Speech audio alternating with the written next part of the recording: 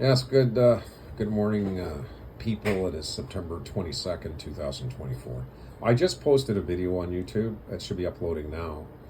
And I remembered what it is I forgot to add to that video, so I'm just going to add it here in a very short video.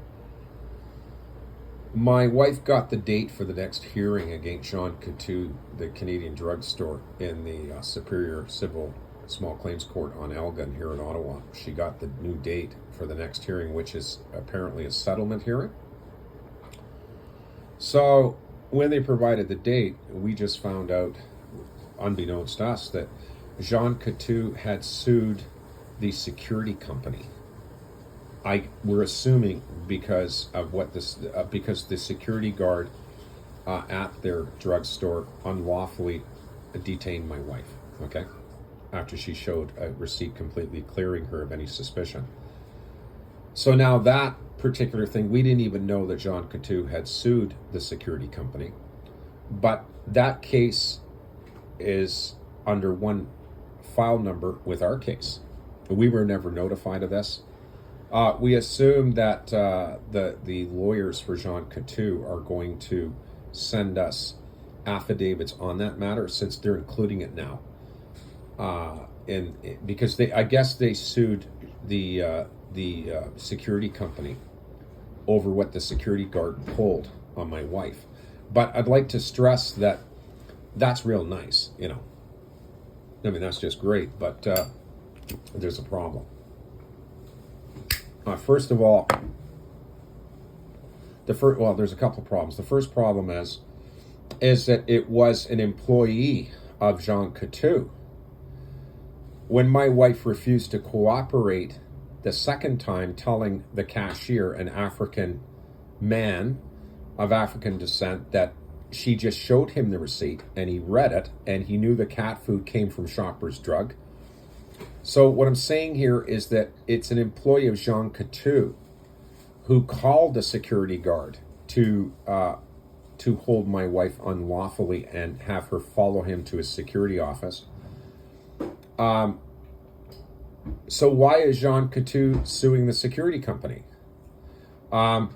This is it, right? Because it was an employee representing Jean Coutu that had nothing to do with the security company that called the security guard to hold my wife unlawfully, okay? So we don't frankly really understand this. We don't know what they're getting at. This is a bit of a surprise.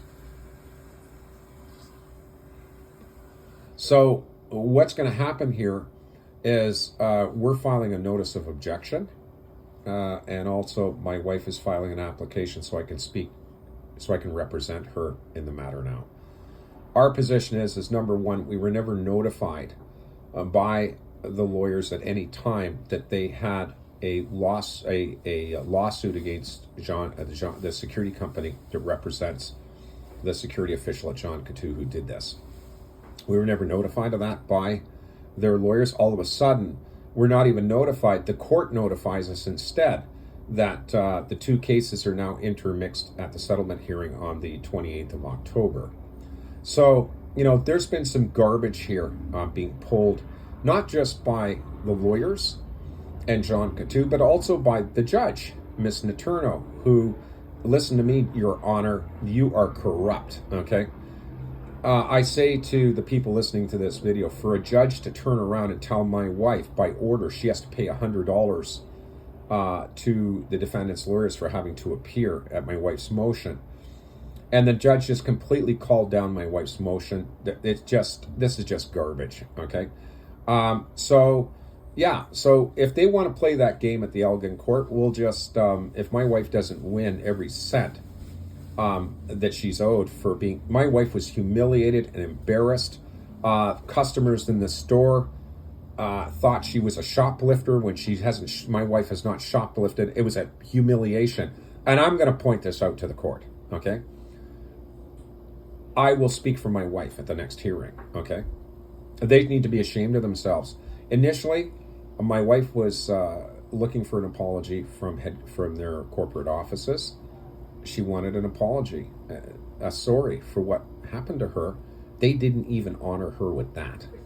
Okay, they decided Jean Coutu Corporation decided at that point to hide behind their lawyers and not admit anything.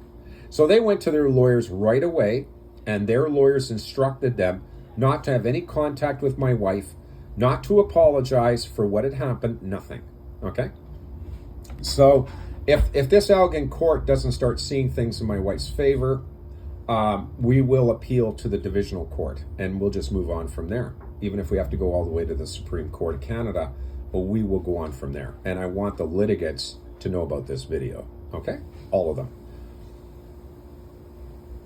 So I will represent my wife from now on, and I will speak for her because I know what to say. Okay? She doesn't. She almost went into tears at the last hearing. Okay? That's disgraceful. That courthouse is disgraceful. Okay? They are a disgrace. Okay? They're a disgrace before the international community here.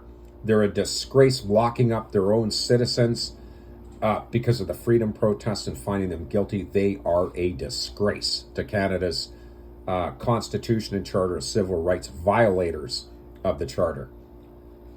This is what I mean when I say that, Canadian citizens have no right at all to sue anyone. It's the lawyers, the politicians, and the corporate businesses in this country who are all grouping together, okay, against their victims. And this is one of those cases which is included in the rest of our case against Canada. I do try to report to the Supreme Court of Canada these activities because the Supreme Court of Canada is the court that oversees all the actions of the lower courts.